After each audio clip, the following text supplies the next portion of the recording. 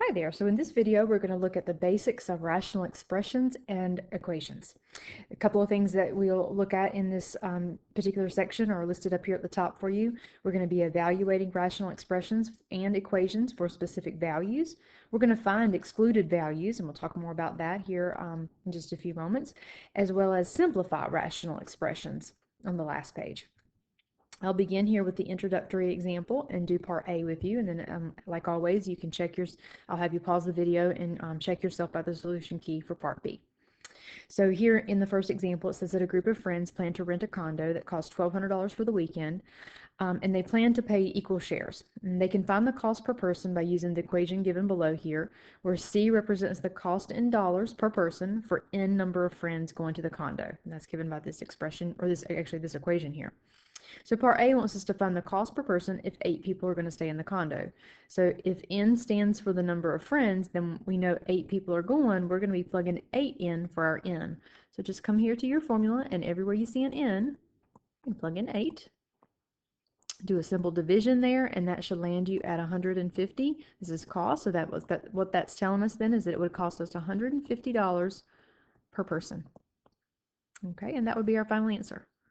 So I'll let you try letter B. We'll move on down here in the notes and we pick up a couple of definitions, basically the difference between a rational expression versus an equation. And the most basic difference is that the equation is going to have that equals mark in it. But a rational expression is defined, it's always of the form P over Q, where P and Q are polynomials. And it is important to note here that the denominator, Q, cannot equal 0, because remember, you cannot divide by 0. That makes a function undefined. So we're going to keep that in mind here in just a few moments. And then the rational equation will involve a rational expression, but again, it's going to have that equals mark. All right, on the next page, we're going to start evaluating rational expressions and equations, and that is found by just simply substituting whatever given value you have into the given expression or equation. And it's always important here that you follow proper order of operations whenever you're working through these. So I'm going to flip it on over, and in example 1, I'm going to do A and B with you, and then let you pause the video and try C and D on your own. All right, so in letter A, here's my rational expression, and I'm going to evaluate it when H is equal to 5. So everywhere I see an H, I am plugging in 5. So up top, I have 5 plus 9, that'll give me 14. On the bottom, 5 minus 3 gives me 2. Divide, final answer, 7. Okay. Let's move over to letter B. This one is saying I'm going to evaluate this expression when x is equal to negative 5. So everywhere I see an x, I am plugging in negative 5. So clean up top, negative 5 plus 5, that gives me a 0. 0 divided by negative 5, anything divided by, or 0 divided by anything is always equal to 0. I'll remind you, 0 in the numerator is okay, and that equals 0, but 0 in the denominator, NO, not defined. Okay, that's just a reminder there. So if you have 0 in the numerator, that's okay, and that's equal to 0, but if you have 0 in the denominator, NO, can't happen, not defined. All right, I'll let you try C and D on your own. Let's come on down to example 2. And let's do part A here together. So here it says that an experienced carpenter takes 2 hours to install a door in a house. The carpenter and his assistant working together, working to complete the job together in T hours. Sorry, I said that wrong. The experienced carpenter and his assistant working together complete the job in T hours, and X is the time it takes the assistant to do the job alone. So they want us to use the rational equation here to answer our questions below. So part A wants to know how long will it take the 2 carpenters working together if the assistant can complete the job alone in 4.5 hours. So all that means then, and remember X represents the assistant's time, so everywhere we see an X, we're going to be plugging in 4.5. So T equals 2 times 4.5 over 2 plus 4.5. Just go through and do a little cleanup here. So up top we multiply, get us 9. On the bottom we add. And then after you divide, I'm going to say just approximately, I didn't tell you how to round here, but I'll do 2 decimal places, so 1.38 hours. Final answer. Okay, and I'll let you try B. All right, so now let's move into what I was referring to at the top of the subnotes. I said that we would also tackle the idea of excluded values. And an excluded value is any number that makes the denominator of a rational expression or equation equal to 0, right? We want to exclude those because they're not part of what's going to be referred to later as the domain of that function. So these values, anything that makes the denominator equal to 0, are going to be excluded because remember, dividing by 0 is not defined. All right, so there are a couple of steps here to find excluded values for a rational expression. You simply set the denominator equal to 0 and solve for that particular variable. But remember, you only set factors that have letters with it equal to 0 and solve. So if you just have a number down there, it doesn't get set equal to 0. It has to have a variable with it in order to be able to set equal to 0. And then, of course, you can always check yourself to make sure that it makes that denominator equal to 0. So in example 3, I'm actually going to do all 3 of these here with you. And it's saying here it wants us to find the values that have to be excluded for each rational expression. So in part A, any value that makes that denominator equal to 0 needs to be excluded. So what happens then is we set n plus 8 equal to 0 and solve for n. So that's just one stepper here. Pull that 8 over, crossing the equals mark, so do the opposite. So n equals -8. N equals -8 then would make that denominator equal to 0. So that is the value that needs to be excluded. Okay. Now if we move over to letter B, remember you set your denominator equal to 0, but here you don't have a letter in your denominator. So therefore there is nothing to set equal to 0. So because remember, we only set factors with variables, letters, equal to 0. So since there's nothing there's not a letter in my denominator to set equal to 0, there are no excluded values here.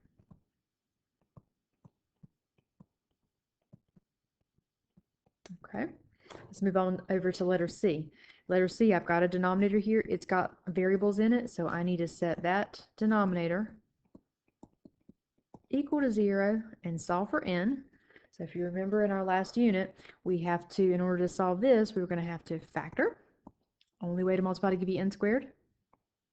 N times n. Most common way to multiply to give you 10. 5 times 2. We want a positive 3 in the center, so remember you check your outside and inside. So you've got 2n and 5n. I want a positive 3n, so I'm going to need to make which one negative? So you agree that means the 2. 5 take away 2, that'd give me positive 3, so -2 plus 5. 5 times -2 then gives you -10. Set both of these factors now equal to 0 and solve for n. So n plus 5 equal to 0 and n minus 2 equal to 0. Solve for n, so I'm going to pull my 5 over. So n equals -5. Pull the 2 over.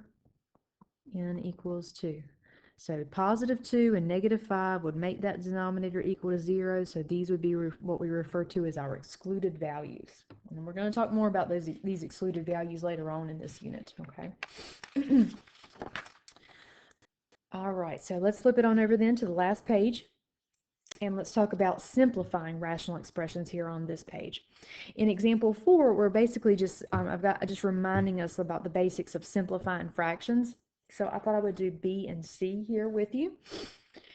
So in letter B, you know, that's a really large number. It is always legal to mark off as many zeros as the top and bottom have in common. So in our case here, the bottom has 1 0, the top has 2 zeros, so I can knock off 1 0 on top and bottom. Then I'm working with a little bit, at least then a little bit of a smaller number. And I can maybe burn a step here and say, okay, now I'm looking at 420 divided by 12. Well, let me now, you know, what we could say is, okay, well, I know they're both even. 4 looks like they would go into both of them, so let's get this moved on just a second. There we go.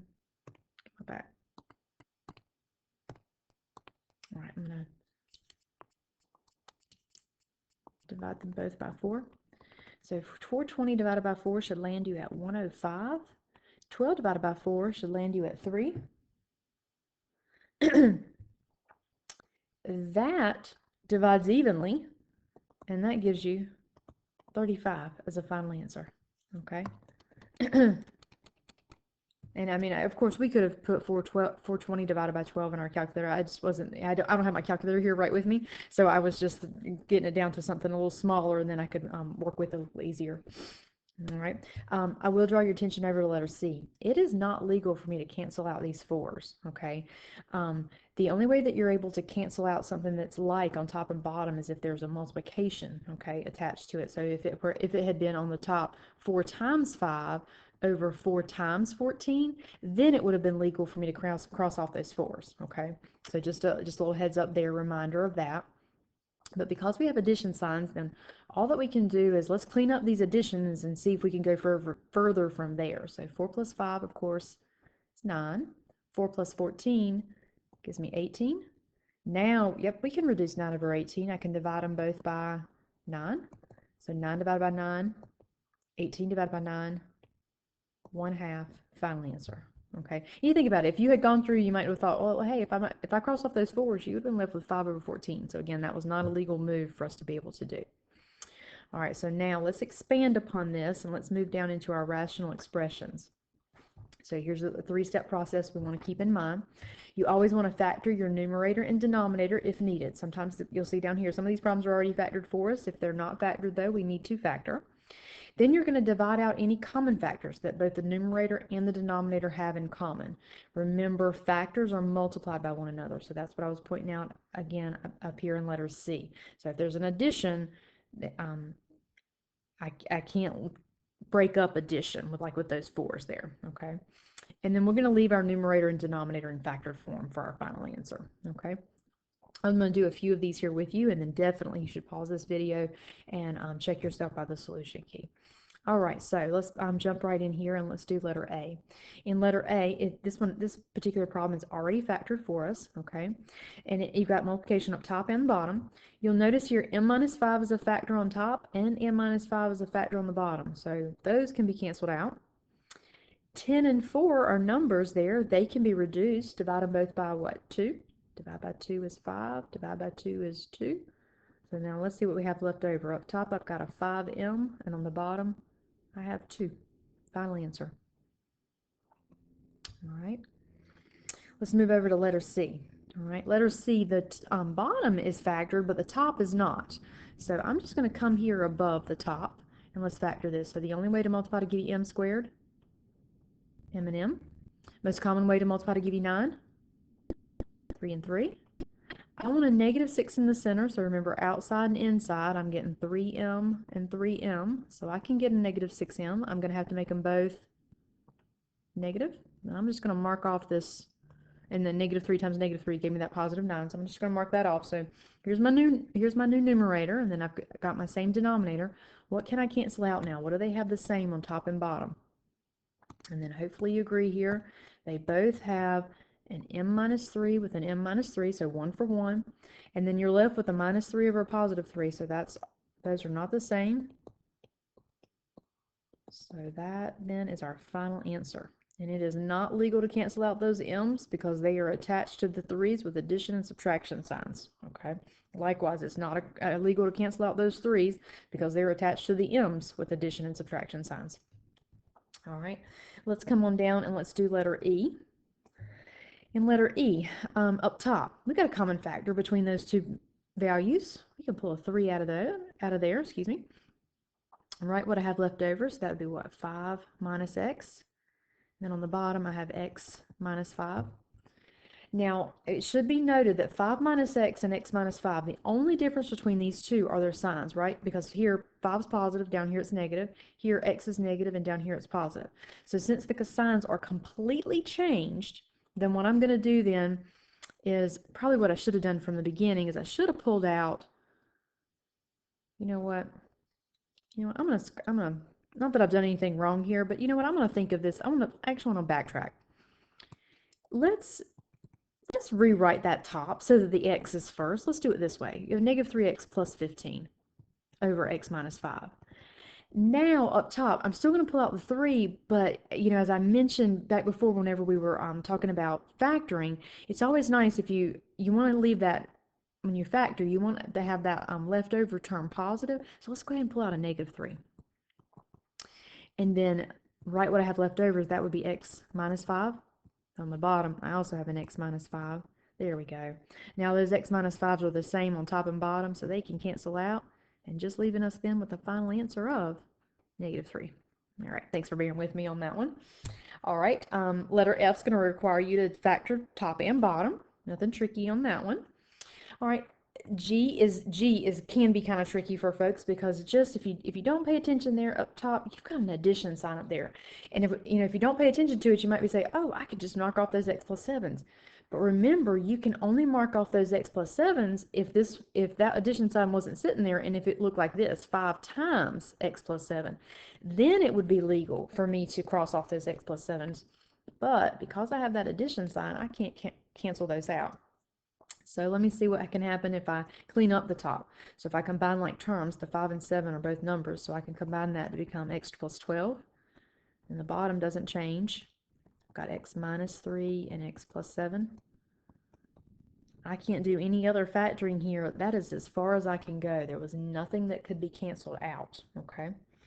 All right, I'm going to let you finish up this set of notes. Thanks a lot. Bye.